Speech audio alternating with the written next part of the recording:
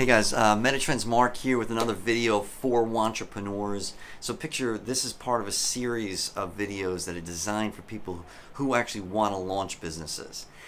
Given the fact that you've got limited time and limited resources, I just want to make sure that you're pointed in the right direction. So this next one is, what's holding us back?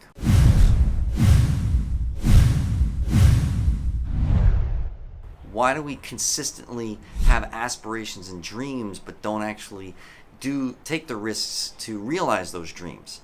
So this is for you if you're that one person in every office space in a cubicle that's ready to put a gun in your mouth by Friday because you never want to come back to that place of work. Because frankly, working for a publicly traded company stinks. The only thing worse than working for a publicly traded company is one that's owned by private equity.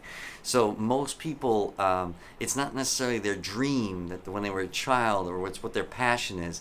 They will have two lives. They'll have what they have to do to get through every day so they can honor the responsibilities they have in their life, kids counting on them, spouse, what have you, and then they will have a hobby that's their real passion. And deep down, the majority of all those people really want to do that for a living, if they can. Now bear in mind, I'm not here to kind of go, all right, let's make sure that your hobby actually becomes your vocation. Some of them should be hobbies. In fact, sometimes we do those things for therapy reasons, to get away from the grind, that type of thing. And when it becomes your vocation, it loses its ability to do that. You lose some of the joy involved when it's a vocation. So it has to be connected to your passion. But what I first want to cover in this video, I'll be doing videos in the future about how to articulate your passion and then build a company around it. But in this one, I want to talk about what's holding us back. And what it comes down to is we are fear-based individuals. The number one fears of humanity are so common, they echo throughout all the societies of all the world. It's one of the ways that evolutionary psychologists know we all came from the same common ancestor back in East Africa. All right, so I want to walk you through one of the best books that I have. Actually, it's my favorite book of all time. It is How the Mind Works by Steven Pinker. All right, so combined his work, now bear in mind, you're duly warned, it's a very voluminous book. It's really an opus. So if you can't swing a 700-page treatise that has a word in every single paragraph that you won't know the definition to and kind of need to, then you're better off with the second best book in that category is something called The Science of Fear by Gardner. Total worthwhile reads in both cases, even of themselves. Gardner does a great job of summarizing about 18 bestsellers on the subject. But let me get back to Steven Pinker. He's my favorite author, and the reason why is I value accuracy. So, and he'll set out an issue that we're facing as human beings and then argue it from all different angles, like all 19 different angles, all the scientific arguments. So if I was to rewrite his work, it'd probably only be about 50 pages long because I'm not a scientist. But I like to read him because now you can't argue with his conclusions because he's told you about all the other possibilities that could be based on this or that issue. So personally, I like that because I value accuracy. I like the scientific method when I'm making decisions. I want evidence-based decision-making processes, which we will get to in a future video. All right, so back to him. Favorite book of all time. If you want to understand yourself better, your spouse better, your employees better, your customers better, you need to read that book or its ilk. So because in his argument, we have done a phenomenal job of understanding cognitive science more so today than ever before because people didn't like to voluntarily have their brains operated on while they were alive. So now, because of functional MRI machines and PET scans, what we can do is actually see what the person is actually thinking based on the psychological surveys that we would give them. So what that does is that actually enables us to understand the mind better and understand humanity better. Well, that builds better companies if you bake it into your strategic plan. So what stands in our way, according to all these scientists, is that we are basically fear-based. We're afraid of things. Think about it this way. Why are children afraid of the dark? Well, it turns out if a child was born not afraid of the dark, then that child would have been eaten in our ancestral past, or its ancestral past. It would have been eaten and didn't live long enough to procreate, so it's not part of our genetic makeup. That one's kind of like, wow, that's a really important distinction. So what happens is the majority of all humanity is fear-based. All right, so another example of that is if you've ever walked out into a parking lot and you see the front end of a car, you'll see a face. two eyes where the headlights are and the mouth is the grill. So the reason why you do that is you are hardwired to see faces where they don't exist, so that you'll see faces where they do exist. The reason for that, at least the theory behind it in evolutionary psychology, is that then you'll notice the lion disguised in tall grass. So if you were born with a mutation that you didn't have the ability to spot faces where they aren't, so that you see faces where they are, then you would have been eaten and didn't live long enough to procreate, so therefore it's part of all of our genetic makeup.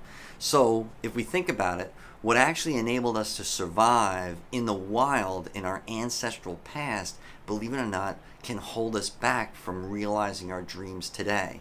So the way I look at this sort of thing is that, well, it's in the species' best interest that I am fear-based. But that's only just an impulse, and it's not particularly relevant in today's world. I don't have to worry about snakes and spiders anymore because it's not relevant for me. Like, if I've ever seen a snake, it's because it was behind glass in some reptile zoo or whatever, or on television. Now, I'll watch it because it's on television, because what I'm hardwired to do is see existential threats. That means threats to my existence. That's the reason why Shark Week is one of the most popular shows on Discovery Channel in the history of the channel. But believe it or not, you're 5 times more likely to die from a vending machine accident, yet there isn't Vending Machine Week on Discovery Channel for a reason. So that leads me to the insidious thing about our news media. So the press is actually not our friend. So the press is pretending to be our friend, pretending to actually have useful information when the majority of it is of little or no strategic value whatsoever. Because if it is of strategic value, that makes the item predictable. And predictable doesn't sell papers. Now, if you're sitting here thinking like, oh, Mark, you're beating up the press like Donald Trump does or whatever, just hold on a second. If you're a journalist and a reporter, I would tell you to keep doing what you're doing because it works. See, keep in mind, as soon as you become an entrepreneur, you are not the demographic anymore. Your mother is. So, and accidentally what they do is because they only show you things through the lens of existential threats, it creates accidentally something called agoraphobia. So, and in other words, the apocalypse du jour, all the thousands and thousands of reasons why you should buy an arsenal of shotguns and move to a cave in Nevada. Now, if you're going to be an entrepreneur, you can't do that. Don't suffer from it. So all I'm asking you to do is pick up that time you are wasting watching the press, especially the political press, even the financial press, and just recognize they're there to sell something. They're not our friend. They're in business. And what are they in business to do? Sell ad space. What sells ad space? Anything that scares you. So what ends up happening is they're taking advantage, just like all advertisement has in the history of advertisement, it's taking advantage of human tendencies. What I'm asking you to do is overcome those human tendencies, see them as basically impulses that actually are stimulus for us to make a decision with, not waste all of our time focused on it and being afraid of our own shadow. And really what we want to do is build sustainable, durable, strategic plans, and that's what we're going to be talking about on this channel. So the first step in this is to read as much on cognitive science as you can. Books like The Science of Fear, books like How the Mind Works. That once you do, and I don't know, maybe this is just me, maybe it's just naive, I'd love to know your thoughts in the comments and at the bottom of the video. But my belief is as soon as I realize there's some type of benefit to the species about why my wife thinks this, or I think that, or I'm afraid of this, or she's afraid of that, or even all the employees, as soon as I recognize that, well, then what I can do is actually pause for a moment and sit back and say, does that serve me in this moment?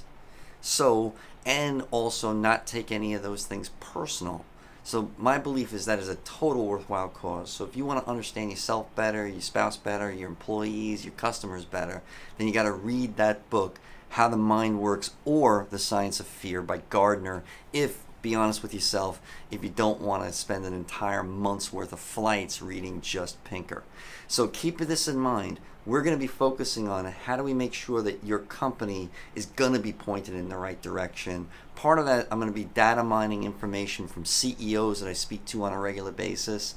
Also the books that I've read and the experiences that we've had. So I want you on this journey with me. So Metatrends Mark, Metatrends in the Next Economy. Thanks for watching.